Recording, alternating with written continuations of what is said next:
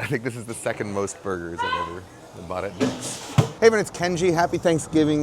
We are at the Dick's on 45th. This is Lena, my production manager. And today we're gonna be making some Dick's stuffing. So we're getting some plain Dick's burgers and we're gonna be turning them into Thanksgiving stuffing. We talked with the folks here and they're actually gonna be helping us do a little fundraiser. We are raising money for Farestart, which is a local Seattle charity that helps place folks who have difficulty getting jobs and getting hired.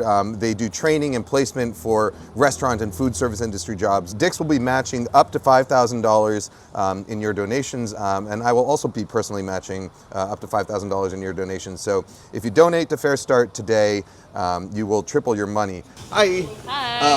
Could we get 2 dozen plain hamburgers? Okay. All the plain ham in here. All the plain, all right. And then 2 deluxe and 1 fry. Perfect, thank you so much. Yeah, of course. All right, so we are back with our 24 Dick's burgers. So I'm gonna start making my stuffing. All right, so what we're gonna do is we're gonna take our bread and we're gonna throw it on a tray. And meanwhile, we'll put our patties in a pot. All right, we got our burgers unwrapped. I'm gonna put our buns over on this tray. So the stuffing recipe I'm following is basically the stuffing recipe out of my book, out of my first book, The Food Lab. You can also get that recipe for free on my Patreon, and it's also on Serious Eats. Oops. There's another one. Whoops. Those Dicks are always trying to sneak in. All right, so first step, I'm gonna get these buns into the oven so that they could dry out some. I got my oven preheated to 375, and while those burgers are drying out, I will start making my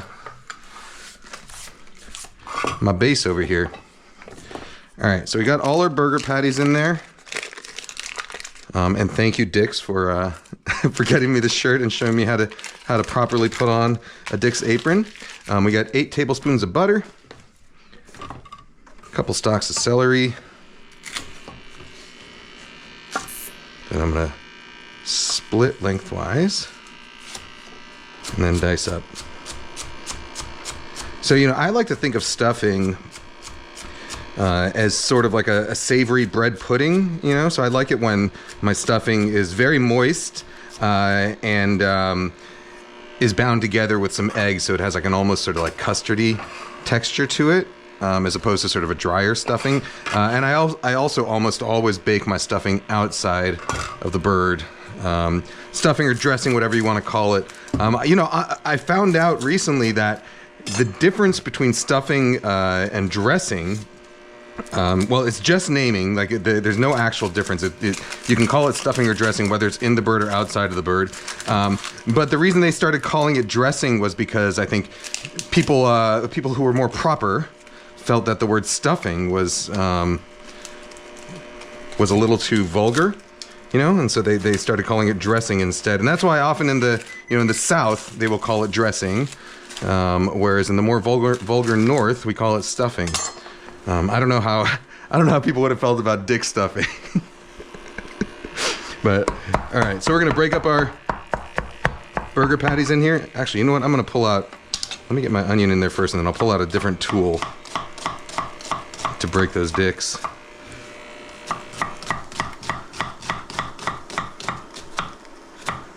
Dice up our onion.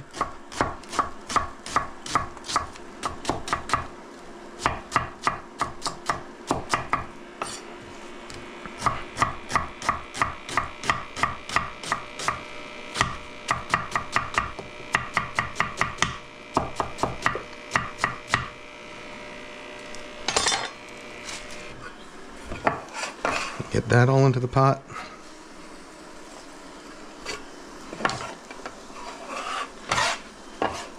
I don't know when White Castle stuffing was invented, but it certainly, you know, I was aware of it years ago. And I think we made a batch of it at Serious Eats.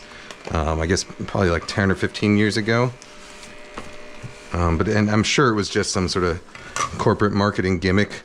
But White Castle stuffing is pretty good. I'm gonna use my pastry cutter. So this is a pastry blender. Normally it's used to like cut butter into into flour when you're making pie dough, something like that. But it really works great for breaking up meat. You know, this is what I use if I'm breaking up ground meat for making chili or bolognese or something like that. It's much more effective than a wooden spoon or spatula. And this pot, by the way, this is the Art Place Titanium Pro Brushed Steel pot, which I collaborated with them on. It is non-stick, but it's also metal utensil safe, so I'm not worried about wrecking it with this metal cutter in here. All right, nice and broken up. The other bit that I'm going to stick into here is some sage. For me, you know, that onion, celery, sage is really sort of the classic flavor of stuffing for me. We might add some parsley in here later on as well.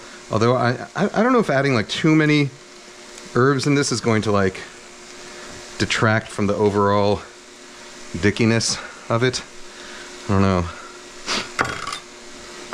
Dixiness.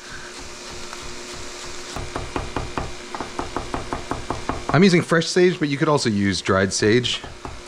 You know, generally a sage sausage, breakfast sausage, is going to be flavored with dried sage. You know, sage is one of those herbs that does really well dried. Generally, sort of the more thicker, you know, the more thick a leaf is, the better it will do when dried. So something like sage, rosemary, thyme, they all have kind of hardy leaves. They tend to grow in hotter climates, and they have fewer, you know, their aromatics are less volatile than the more delicate aromatics and things like that grow in moisture climates, things like parsley or basil. So generally, it's sort of the more dry looking the herb is to begin with, the more thick the leaves are, the more stable its volatiles are, and the better they do in dried versions. So dried rosemary, dried sage, dried thyme all work really well, whereas things like dried parsley and dried basil or dried chives tend to lose a lot more flavor. And in those cases, you know, for those herbs, I would almost always recommend using them fresh. All right, so I'm just gonna let this cook down a little bit. We don't have to cook it a ton because the hamburger is already cooked. We really just want that onion and celery to soften up a little bit. In the meantime, I'm gonna get my remaining ingredients. So I've got a quart of turkey stock here. This is homemade turkey stock, which is why it's sort of gelled like that. But of course you can use, you know, store-bought chicken stock works just fine. Also got 3 eggs.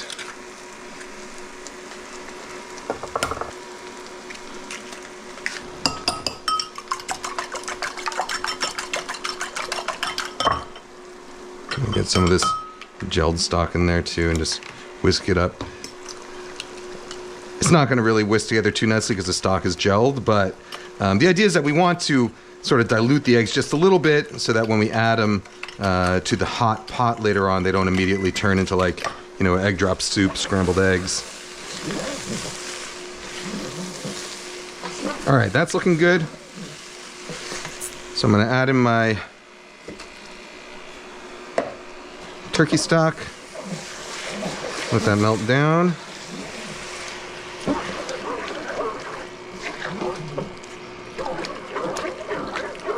I'm going to take it off the heat.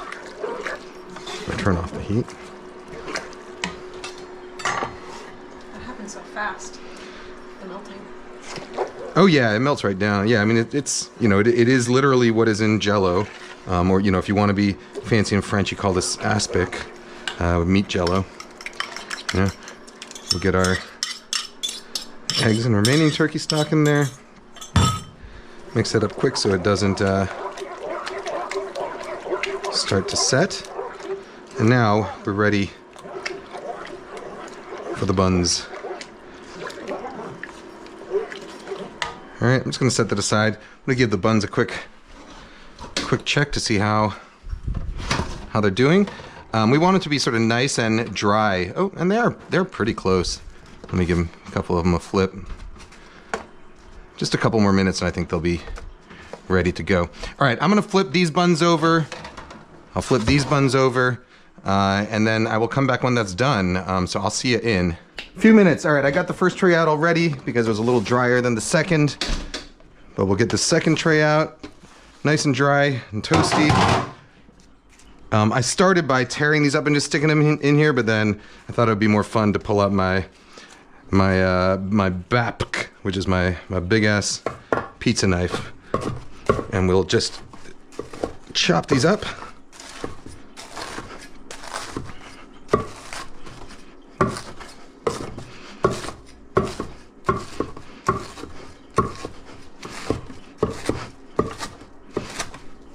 Into nice stuffing size bits.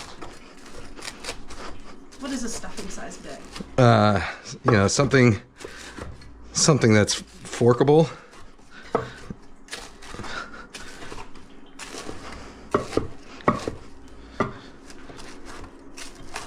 All right.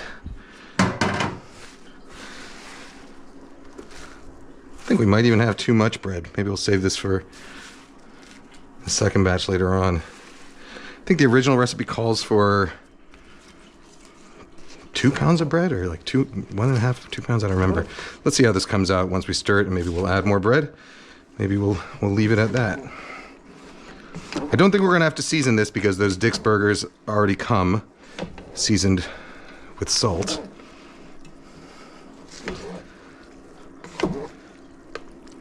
Smelling good.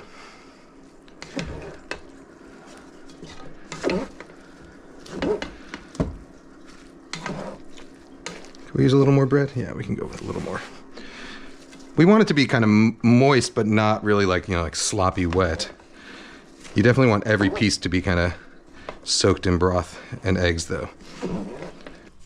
Yeah, let's just get it all in there. We're doing it. 24 Dick batch.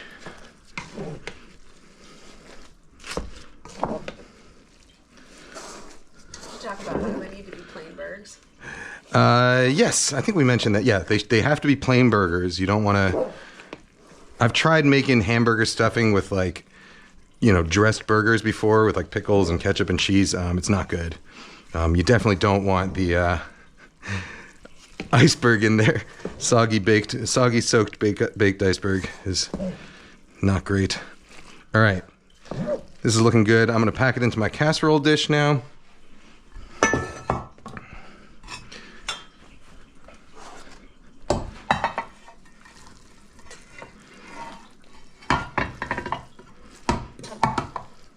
Ooh, smells like Thanksgiving.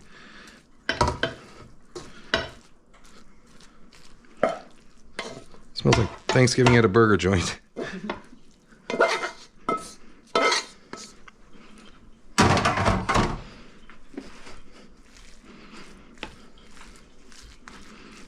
Like I said, if you want to, you know, if you're feeling in the mood for it, you can stir in a bunch of chopped parsley. You can also put in some thyme just before, you know, when you're folding in those buns. But I think today I'm going to keep it simple. All right, I'm just going to texture up the top a little bit so we get a little more surface area for browning. And then that's going to go right into the oven. I think my original recipe called for 350 degrees. My oven is right now at 360, but anywhere between 350, 375 should work fine. It's going to take about 45 minutes in there. And at that point, it should be nice and browned and cooked through, heated through. So I will see you all in 45 minutes later. Our stuffing is done. Is my camera going? Sure is. Okay, our stuffing's done. Nice and brown, and the top should be crispy, but then if you sort of feel it, it should be nice and juicy inside there. Smells good. Let me take a real hot bite here. Actually, let me get some onto a plate so we can see what the inner texture looks like. I don't know what kind of gravy you would serve with Dick stuffing. Fry sauce? Fry sauce.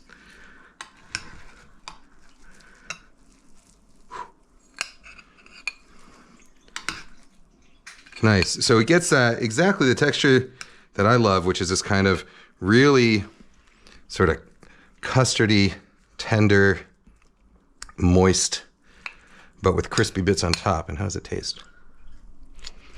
Hot.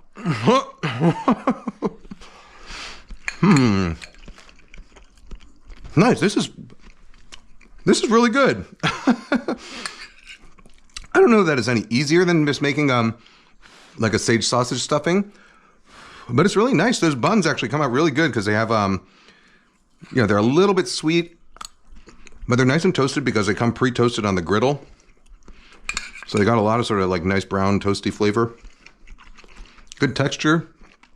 The beef comes with some sear in it already.